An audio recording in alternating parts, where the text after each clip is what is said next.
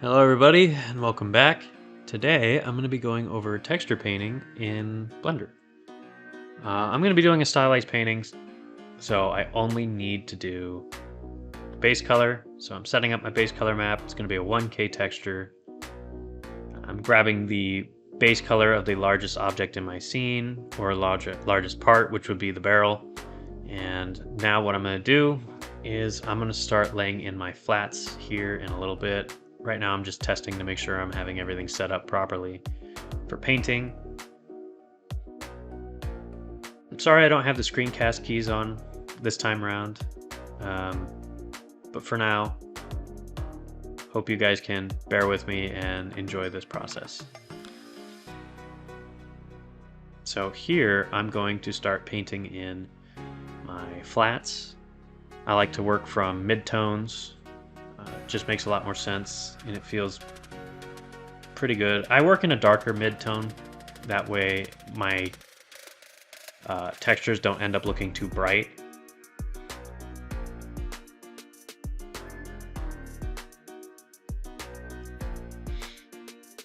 So right now I'm going to start going in and I'm going to start adding in my edge detail. The interesting thing about adding edge detail in Blender is I can work this method, which is using the light detail to try and see my edge wear. The only problem I have with this is it made it really difficult to see what I was actually painting. So instead what I did is I turned on the wireframe overlay and dropped down its opacity.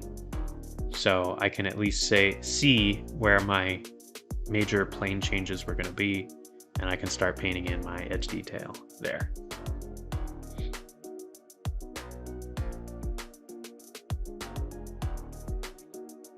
Interesting thing about metal is that its highlights tend to be a reflection of the base material. So what that means is that the light that gets reflected off of any damage or scratches or anything like that tends to be the same material, or at least the same color. So I like to just set it to color dodge so that it saturates my color, rather than to something like screen, because what screen does is it just adds white to it, and it tends to make it look a little bit too bright, and it tends to desaturate what I'm working on, so everything tends to look a little, not fuzzy, but a little bit gray.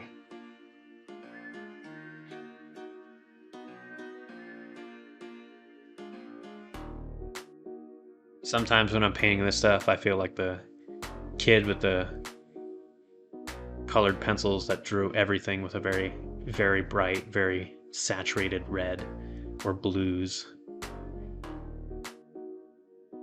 But at the same time, it's just how I like to paint. Feels a little bit better. Colors tend to stand out a little bit stronger. And I do get a sense a lot faster that what I'm working in, or what material I'm working with, is metal rather than something like stone or even like a plastic, is what I feel. Whenever I'm adding screen, it tends to feel a little bit more like plastic than metal.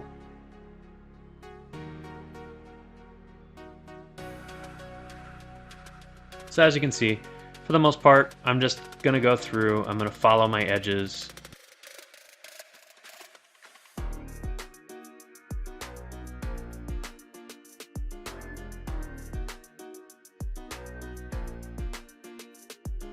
Now that I'm painting that stuff in, this is just kind of one of the time-consuming things you have to do when you're doing hand-painted texture models. The cool thing about Substance Painter is if I had baked my mesh maps, I could have them do most of this work for me. But because I didn't really feel like going into Substance Painter today, or at least for this particular project, this is just something I have to do by hand. And to be honest, every now and then I like to just do it by hand anyway, because it gives it that more like sketched on, drawn feeling. So it just feels a little bit better than having the computer, figure it out for you. Yeah, right here is interesting because so my object is mirrored, and I had a little bit of a modeling error. I didn't realize it until after I had unwrapped everything, but thanks to the way I had modeled this, it's pretty easy to fix. All I have to do is merge at center on these objects, or on these two vertices. I don't even have to recut or re-unfold anything. It all just kind of comes together pretty easily, and it wasn't that far apart to begin with, so it doesn't give me too much trouble.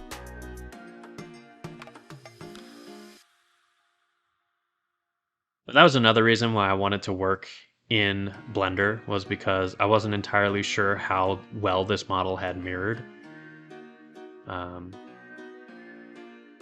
So working in Blender allows me to do quick fixes like that in order to save time, and I don't have to go back into Substance and re-import my model.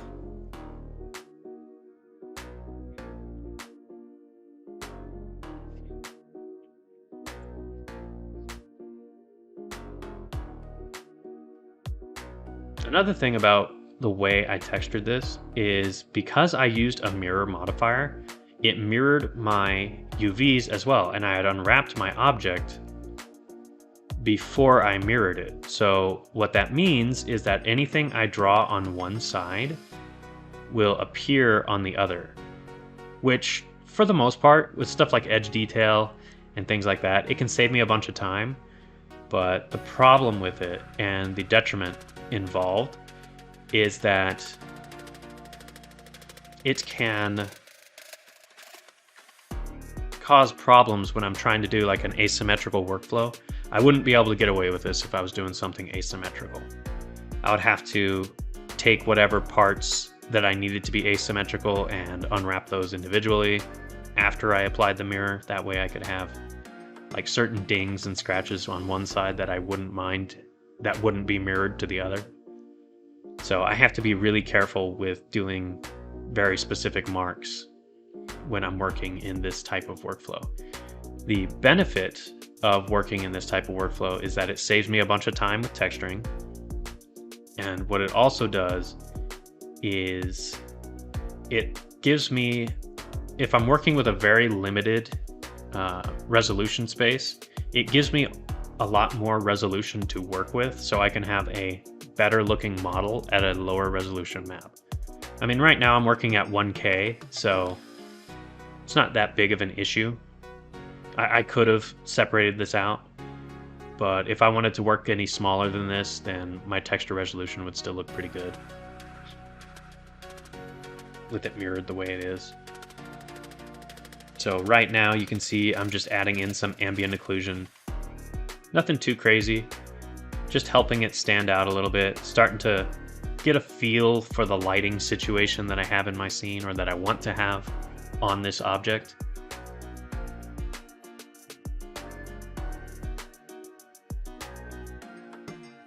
Yeah, right here. Blender, when you're painting, it treats it as an image, almost as an image projection when you're painting. So it tends to cause, if you have any major plane changes and your brush doesn't pick up on it, it will cause artifacting like that. So it's just something you gotta kind of be aware of.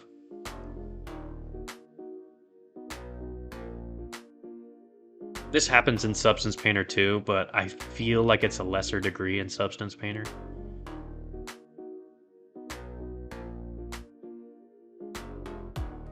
So right now I'm thinking ahead to what materials I'm going to have in my scene. I know I want this to be a wood handle, so what's going through my head is I've got wood, steel, and brass. And I definitely want this wood to be a richer shade of brown.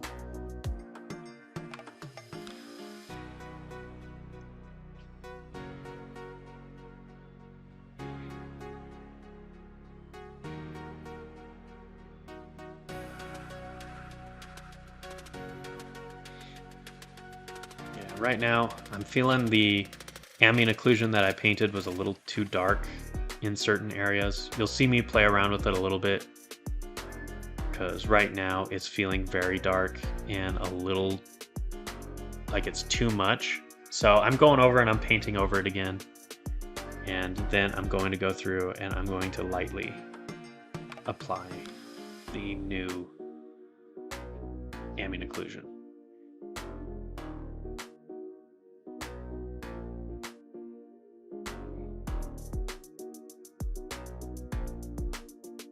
Working in tight spaces like this makes it a little difficult to make it feel natural. And as you can see, it looks a little too dark, and I go in and I fix that later. But it's just something you have to be aware of when you're doing hand painted texture work, is if you go too dark with things, it tends to mess up, or it tends to cement your piece in a certain type of lighting, which can be detrimental if you need it to move through multiple environments or things like that. Or if you want to place it in multiple environments.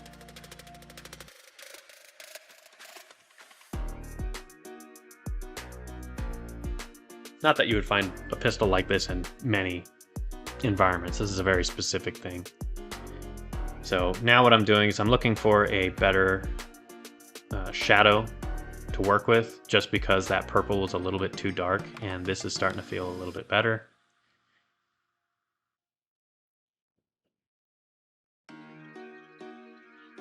Yeah, I always go back to object mode so I can see what my overall object is looking like, to make sure that I'm still getting the right feel for the entire thing. It's important to always take a step back, look at it overall as an entire object, and then go back to it.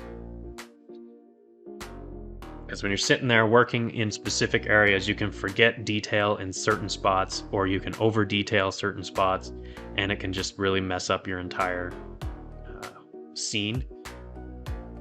So right here, I'm going to actually add a color variant or variation, or some ambient occlusion. That way it could separate out those two objects, make it seem like they're separate pieces that have been welded together or kind of stuck into each other. Again, painting ambient occlusion. I find this process pretty cathartic. It's very nice to just sit and paint and just kind of forget about everything going on. It's very peaceful. Even though I was working in Blender, the masking system that they have in Blender is it's not the best, but it's not bad. I like the being able to mask out certain polygons, which is why you see me hopping between edit mode and texture paint mode. And that's what that white film over everything is. That is a mask. So I can only paint on that pistol trigger. So I kind of like it, but at the same time, it just doesn't feel like it's enough of a masking system.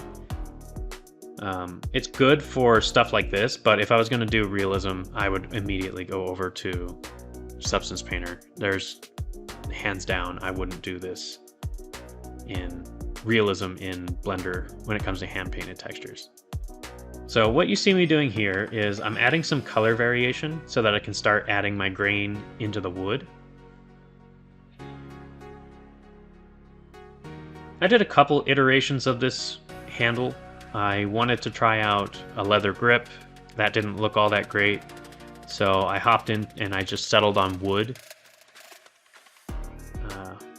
And again, as you can see, because it's mirrored, if I rotate to the back of this object, you will see that it mirrored it to the other side of my object. So I have to be careful when working with wood and its materials and textures. Same thing happens when working with, well, pretty much any material. So now what I'm going to do is I'm going to start adding in the light, or the scene light detail, my ambient light. This is what's going to help the material feel more grounded in the world that it's in. And I love painting in this kind of detail, and I'm always painting it from the top. And the reason for that is most of these weapons will be viewed from the top or from a position like this. So I'm always thinking about how this object is going to be viewed, how it's going to be held, how it's going to be presented in scene. And the other thing is, when I'm adding these lights, I'm making it a very diffuse light. Because if I start adding in like harsh highlights and harsh shadows and harsh details like that, what it ends up doing is it cements the object's position, is a way to put it. What that means is that if I have too much light coming from the top, that means if I have this object like flipped over or on its side, it's going to look a little bit odd, because light in game or anything like that wouldn't work like that. It limits the amount of places you can put your object.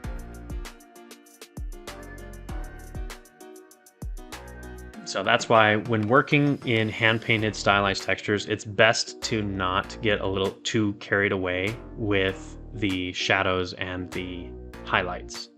Edge details are fine because, well, that's usually normal edge wear and tear and things like that. It really doesn't have much to do with the lighting. You still have to be a little bit careful with it, but not as careful as if you're actually going through and painting in your light sources. So this is where I'm going to start going in and actually adding some noise to my brush. As you can see, I'm getting a little oversaturated on the top, and I tried to back off on it, and it didn't really work out for me. So what I end up doing is I end up repainting this entire section right here.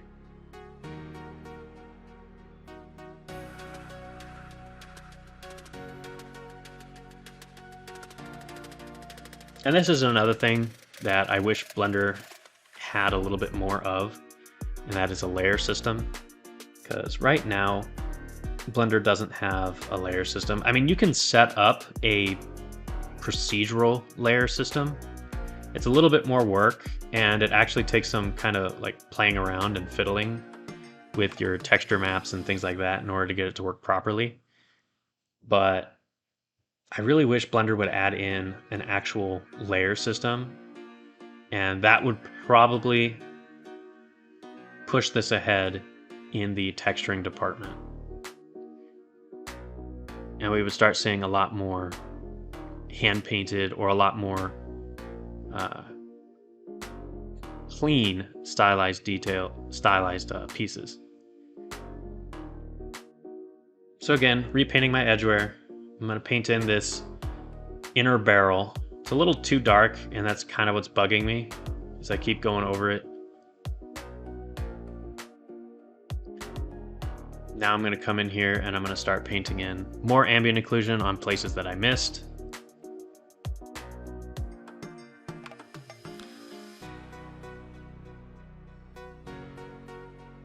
I think what's going on with my brush currently is that I have the pen pressure sensitivity on, and I'm not sure how Blender's reading the pressure sensitivity on my specific machine.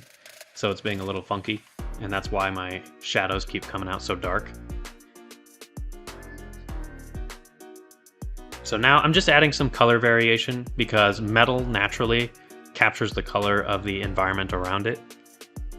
So that's why you see me adding some blues, and you see me adding more browns and stuff like that. And I'm thinking about where that light is coming from, and I'm aiming it more towards the wood is going to have more of the brown side of it, and the stuff towards the barrel is going to be a little bit more blue.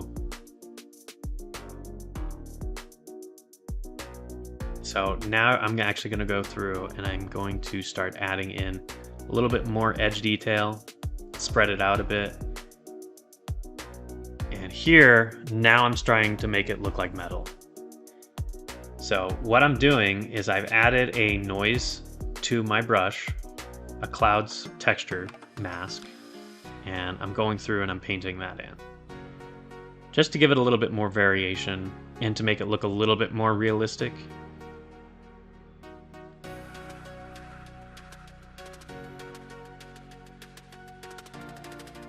And as you can see, I'm painting over this stuff, and it's kind of wiping out a lot of my details. But as I zoom out, it's starting to look a little bit more like metal. Now I'm going to start working into the wood. Wood is a lot of fun. I love doing wood textures. I keep the grain on the entire time I'm working on wood, just because wood naturally is a very fibrous material, so it has a lot of noise to it.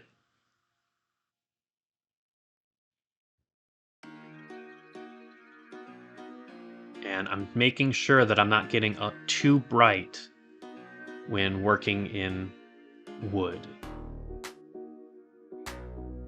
Because what happens when you get too bright in wood, it looks either polished or that there's a light hitting it. So if anything, the top is definitely going to be brighter because I do have an almost baked light source at the top. I'm faking it. And I know most people are going to be seeing this object from the front or from the top view, or it's going to be in this kind of a profile view. So this would be the best way to paint this specific material. And again, I'm keeping most of it pretty dark until I get to the top, and that's when I start adding more saturation and more coloring to it.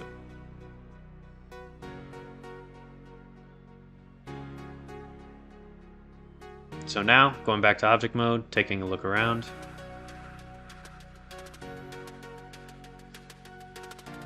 Pulled up some references. I had these up on another screen, but now I'm gonna end up closing these because I'm feeling pretty comfortable in the direction that I'm taking this.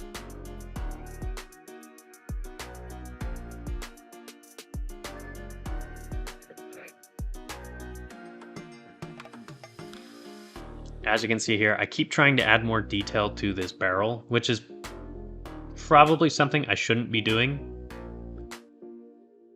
Mostly because it needs some detail, but because it's such a large object, the need to fill this with detail is a little overwhelming, and it will definitely mess you up if you do too high of a detail on this barrel.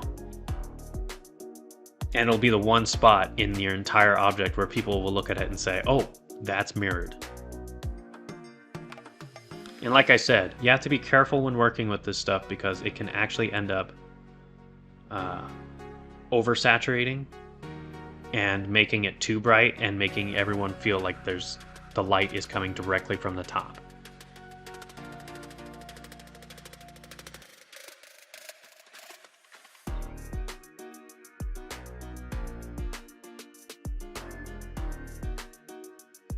Just adding in some shadow detail.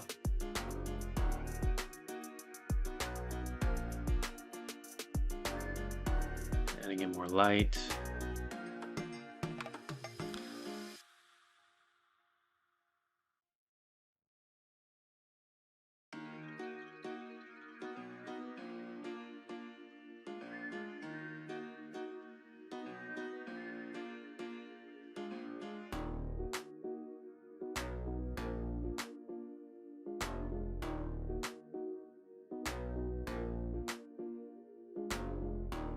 This is kind of one of those things where I'm just spending my time. I'm adding some, color variation because metal itself, again, reflects a lot of the environment. Yeah, this was interesting because I ended up fighting with my with Blender on its brushes because it just didn't seem to want to switch to the color I wanted. But I add a little bit more edge detail into this. Because if I started adding like detail and scratches on the sides of this object, it would end up being a problem or causing a problem. Because again, that mirror, this is where the mirror started to actually be a problem for me, or at least cause problems.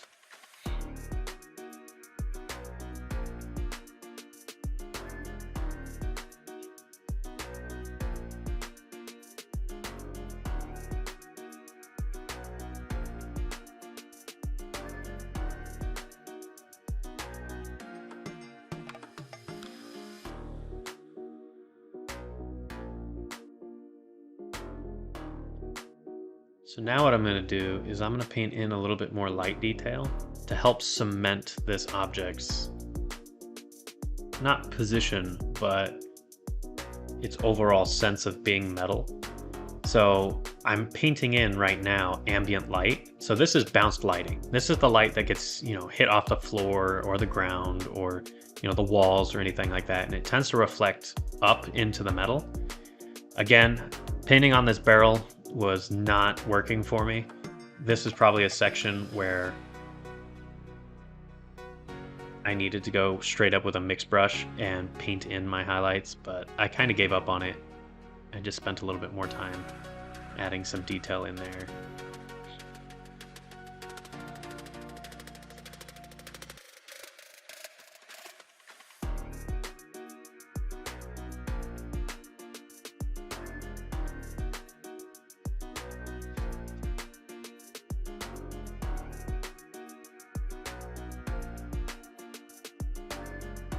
I had a lot of fun painting this one.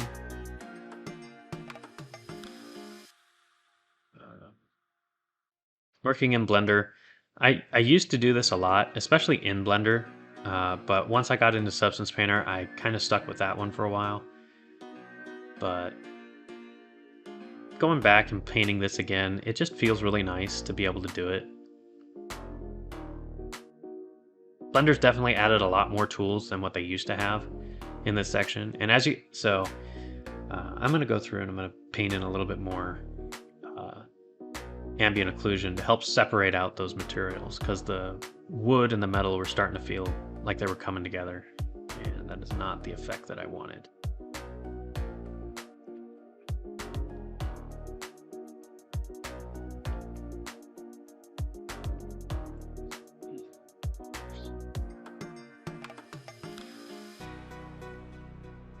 Yeah, got to be careful with the smudge tool as well.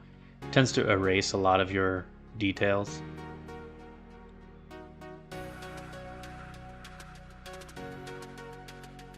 So now I'm just doing a lot of fiddling, trying to get everything to look good, trying to add as much detail as I possibly can.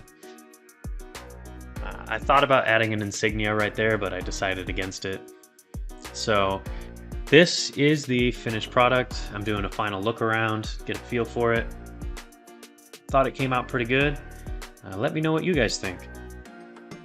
I'm planning on doing a few more tutorials in Blender. Let me know if you want more. I can do more hand-painted textures. I can do realistic setups, PBR setups, light setups, and things like that. More game assets. Let me know what you guys think, and I hope to see you in the next video.